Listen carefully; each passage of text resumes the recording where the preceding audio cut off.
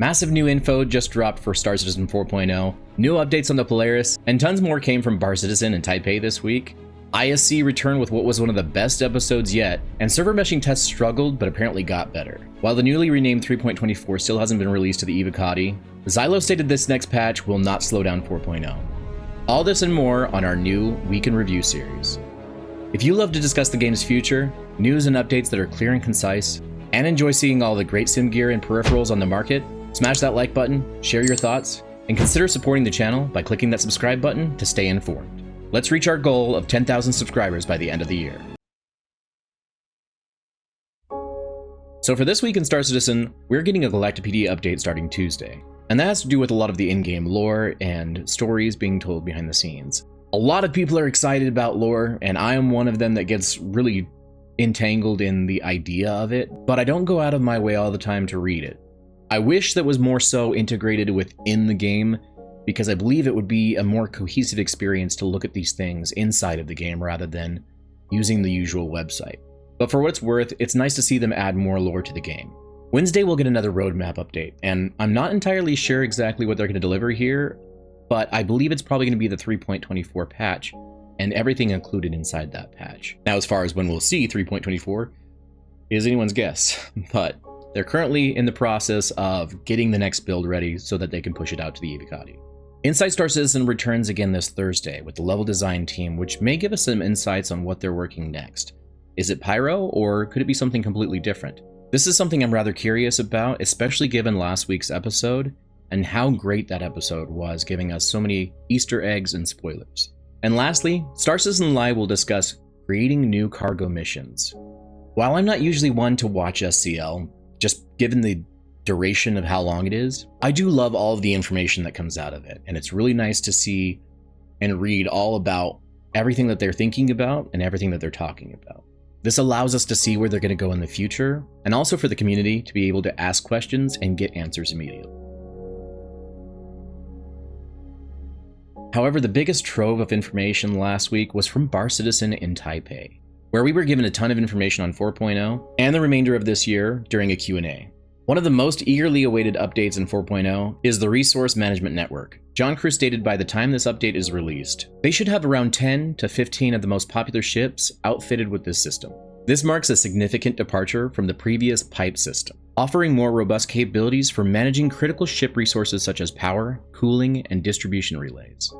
Multi-crew ships in particular will benefit greatly from this overhaul as it enhances teamwork and coordination among crew members.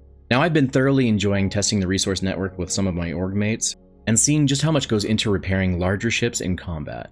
It really creates a ton of depth in the game, and I can't wait for this to continue to evolve over the next year as we get more added to it. That will add gravity and life support, better power management and distribution, more detailed repair mechanics, and the fire and smoke propagation system that will make things even more detailed. John Crew also went on to give us some insight in the process of Gold Standard. He emphasized there isn't a single universal definition for Gold Standard. Instead, each ship has its own unique vision to what it means to be release ready.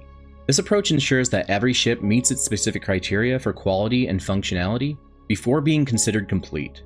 Interestingly, Crew pointed out that there won't be a higher Platinum standard above the Gold Standard. However, as new systems and features are introduced to the game, a ship that once met the Gold Standard might need to be re-evaluated and updated to maintain its status.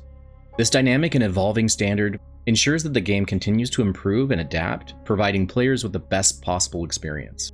And then he discussed how the ship glass is exceptionally tough, almost like a transparent metal, which negates the necessity of having a retractable canopy like the one on the Fury LX. This is particularly interesting when considering the Carrack's retractable canopy as seen in concepts and earlier videos. While it does offer an additional layer of protection, they seem to suggest that the difference in protection is minimal. This perspective seems to align with their philosophy of the rule of cool, where aesthetics seem to override functionality, but at least it does provide some benefit instead of none at all. And then they talked about the logistics of larger ships such as the Javelin and Idris, and explained that these massive vessels will feature multiple internal points where players can load essential resources like food, ammo, and supplies.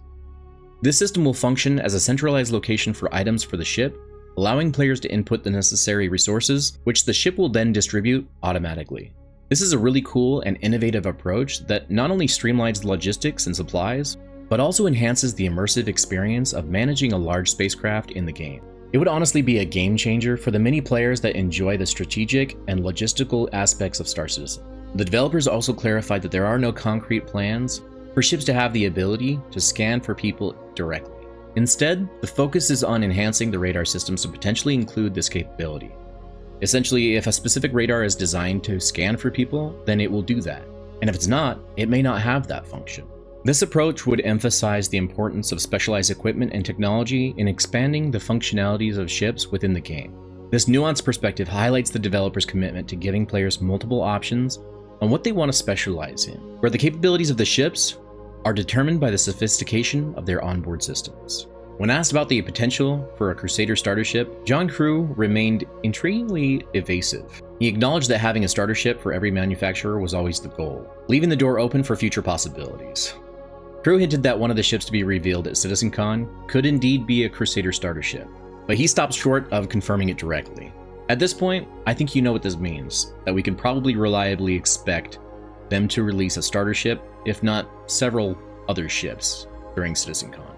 It is what it is, it's part of development, it's part of how they fund the game. I get it, and it's a necessary evil. The developers also stated that their future aspirations include avoiding ship explosions and increasing buoyancy, among many other things.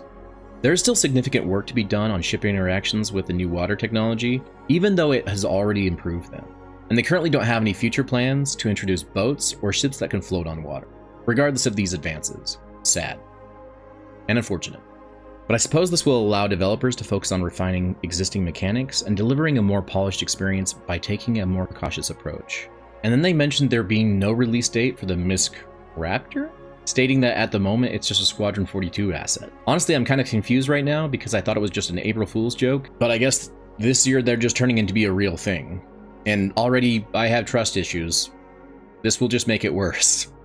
Aaron Roberts also suggested that the ongoing meshing testing is a positive sign for Pyro this year. This is huge because it indicates that development might be on track, and that we may see some significant progress soon.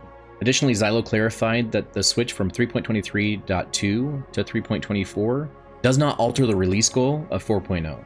This means that despite updates and changes, the team is still focused on delivering 4.0 on schedule. However, given that they stated that there will quote-unquote be multiple Pyro playtests before CitizenCon, I'm going to take that as 4.0 potentially being delayed until closer to IAE. As unfortunate as that is, at least this release timeframe could potentially result in the Polaris being released for 4.0. Crew did state that he loves the interior of the Polaris and that his favorite room is the torpedo room. He went on to say that the size 10 torpedoes on the ships will require players to use a track to load the torpedoes, and that because of their size, they will be very expensive. This brought up another sore spot for Banu Merchantman fans, when they stated that the ship is still not being worked on and requires more parts and materials, and that the ship isn't as easy to implement as something like an Idris or a Javelin. Now, I'm rather disappointed to hear about 4.0 potentially being delayed, but in all honesty, it wasn't unexpected. I fully thought that 4.0 could be delayed at some point, given how 3.23 went and the delay of the freight elevators. It is unfortunate, but I'd rather them deliver a more polished release than force it out by a specific date. Overall, a lot of the information they gave was great to hear. However, I really wish that they would talk about this to the community in something like ISC or SCL, so that we don't have to go looking for information specifically at Bar Citizen. This would make things that much more transparent, and is in their best interest. Inside Star Citizen finally returned after a 2-week break, and they talked about what they're going to be doing for the next 2 weeks, which, at first, had me really pissed off. But after they first introduced the team, they started showing off a lot of Easter eggs and spoilers that I was really excited about, and I was pretty hooked for the rest of the video. They kept things fresh and interesting by equally integrating the human aspect of getting to know the developers on the weapon content team. But they also showed off what they're working on in the video.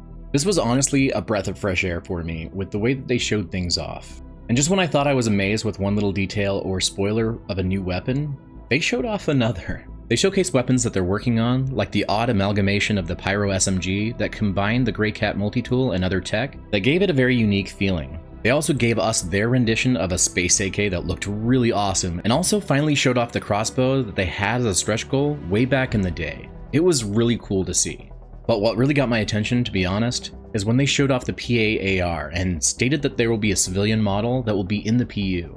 They also gave us a peek at the Volt Parallax AR, and so much more. Honestly, the PA-AR is probably one of the most highly anticipated weapons I'm looking forward to, as well as the Volt AR. And lastly, server meshing came back for players to test. But this first initial test on Friday ended up failing, with many players being largely unable to get into the server. Then once you got into a server, they were met with a server crash. But according to CIG, this test on Friday was claimed to have been a success because of the data it gave them to make changes on the hardware side of things to improve the performance. Day 2 seemingly resolved a lot of the issues experienced on Day 1, with players being able to log into the server and actually test server meshing. Now, the overall test didn't go all that great for many of us, but it wasn't all about our experience as much as it was about CIG collecting the necessary data in order to deliver more fixes to the server meshing technology that will be used in the next patch.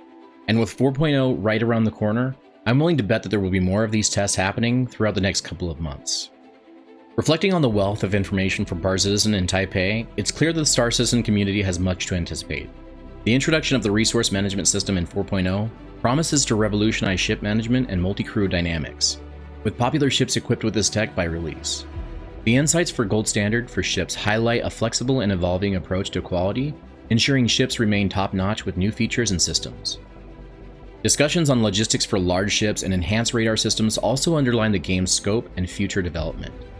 And while the potential delay of 4.0 likely being closer to IAE is disappointing, a more polished release is preferable. Excitingly, the release might coincide with the Polaris, adding another layer of anticipation. And with Inside Star Citizen's return after a break, focusing on team introductions and weapon showcases, this was a really refreshing change that I honestly didn't expect to enjoy as much as I did. This format proved to be a lot more engaging than I thought, and seemed to do well by maintaining interest with continuous reveal, such as the Pyro SMG, the slick Space AK, the long-awaited crossbow, and all of the upcoming weapons for FPS combat. These updates not only provide a glimpse into ongoing development, but also enhance community engagement and excitement for what's to come. And while the server meshing test didn't go as well for us the first time, it allowed CIG to resolve issues and collect more data for the future. Thank you for watching. If you enjoyed the video, hit that like button and let me know in the comments if you want to see more week in review videos in the future, as I would love to hear your thoughts. Remember to join the community by subscribing to this channel, where you'll be provided clear and concise news and updates on Star Citizen and reviews of some of the best gear and peripherals in the sim and gaming market. And if you want to go above and beyond and support the creation of these videos, then consider becoming a member and get special perks such as loyalty badges, priority replies, and even access to special channels in my Discord. And if you want more information on what I think would make dynamic events like Xenothreat even better, then you'll want to check out this video. Fly safe, pilots, and I will see you in the next video. Havoc out.